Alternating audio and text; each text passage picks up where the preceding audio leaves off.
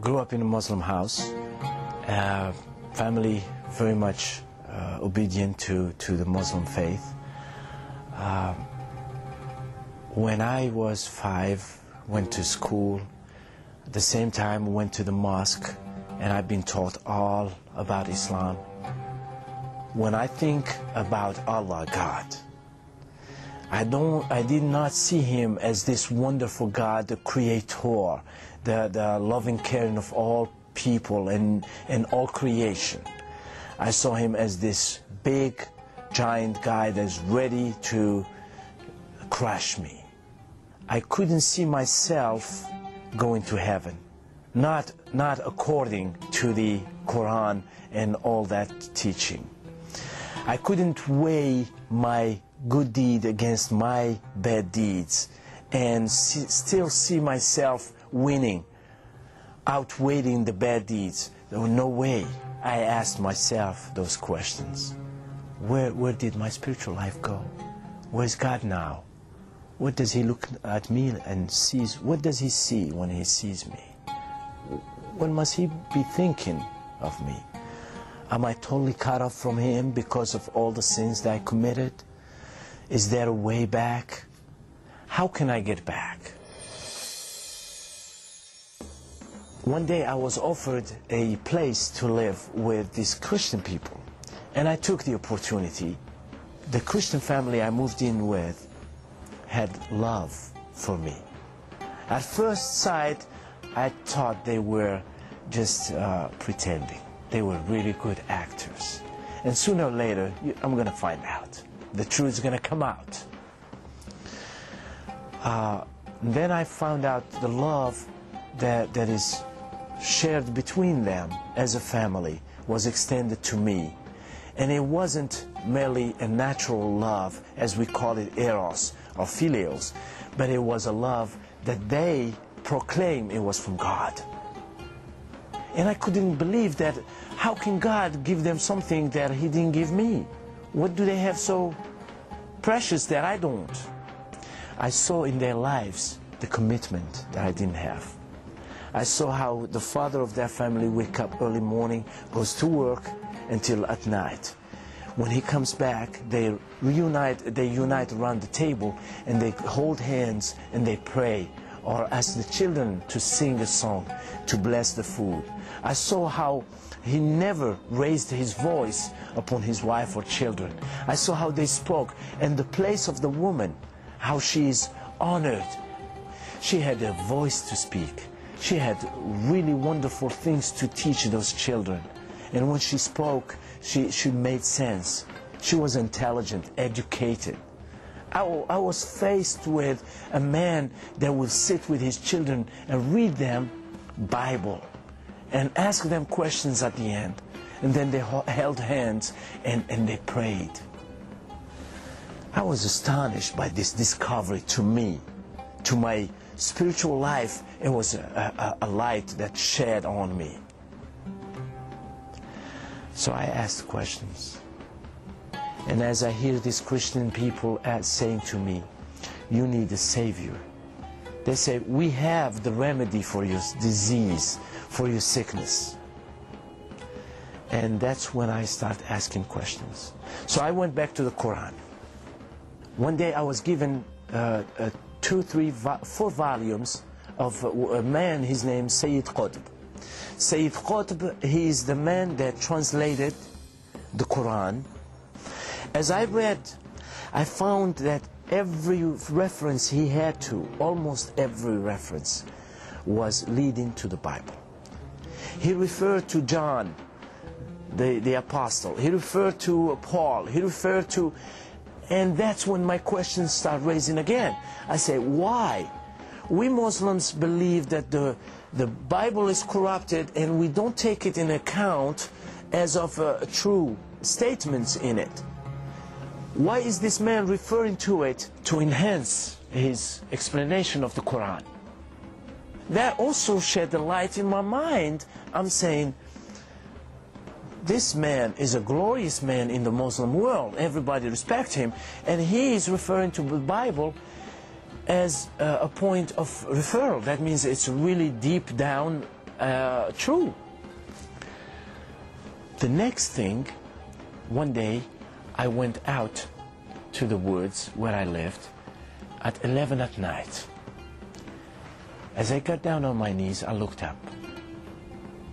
I looked up to the sky and I say, God, if you're truly up there, I don't need to go. As you came to Moses and spoke to him, and to Jesus and to every one of the prophets, I want you to speak to me directly.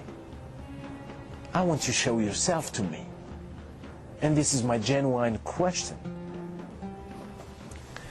Lo and behold, 30 days went by. The day I was moving out of that Christian home, I had mentioned to them on a Saturday, I am going to get my check on Monday out of the company I worked for, and I'm moving back where I came from. I don't think I'm going to follow you guys. I don't think I'm going to be Christian. It's not me. I'm Muslim. I'm Arab. I will die Muslim and die an Arab, and that's all I care for. I left it that way.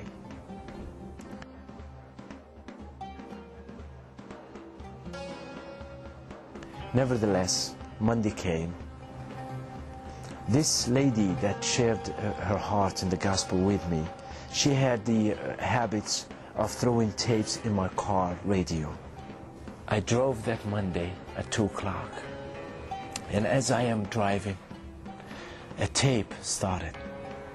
And usually I take those tapes and throw them in the back seat. And sometimes I listen to them. But I'd never had the man speaking in that tape. I felt him directly speaking to me that time. And all he mentioned, he said, you want the love of God, don't you? And I just start weeping. I said, yes, I want that. That love of God. I need that love of God.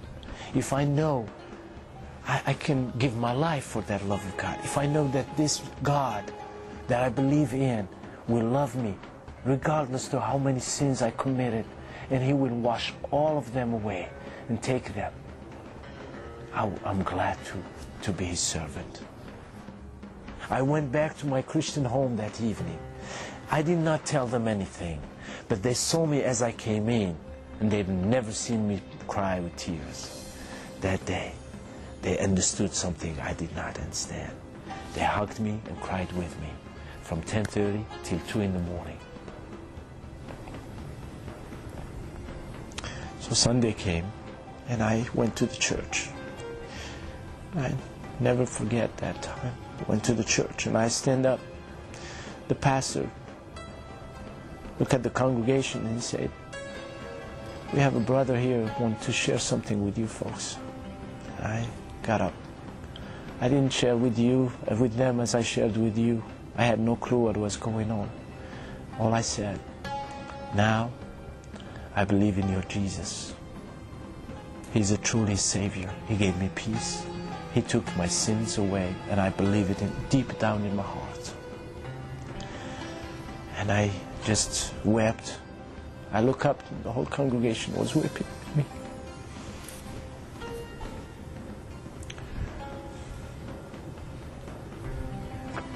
And one day, the sister that led me to the Lord with her husband, her brother died, and I went to their funeral. And after the funeral, they had a gathering where to feed the people, the strangers, the people that are coming from far. And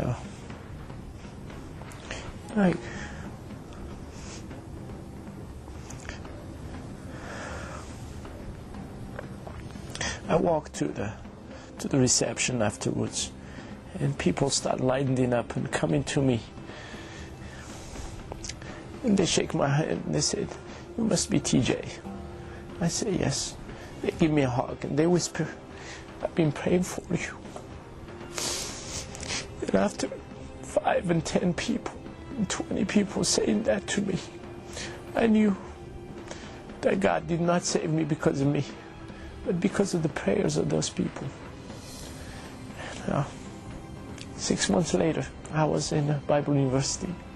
2 years later, I was serving the Lord, and I'm still serving the Lord. I went to the mosque where I used to pray, and I looked at the Muslims, and I saw what they're struggling with, merely doing what they're supposed to do, what they're taught to do, duty after duty. Nothing comes from the heart.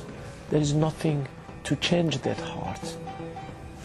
You can't give love when you don't have it. You can't have peace and give it and share it when you don't know what peace means. And yet you say, Assalamu alaikum, peace be upon you all the time. And yet there is no peace in your heart to give.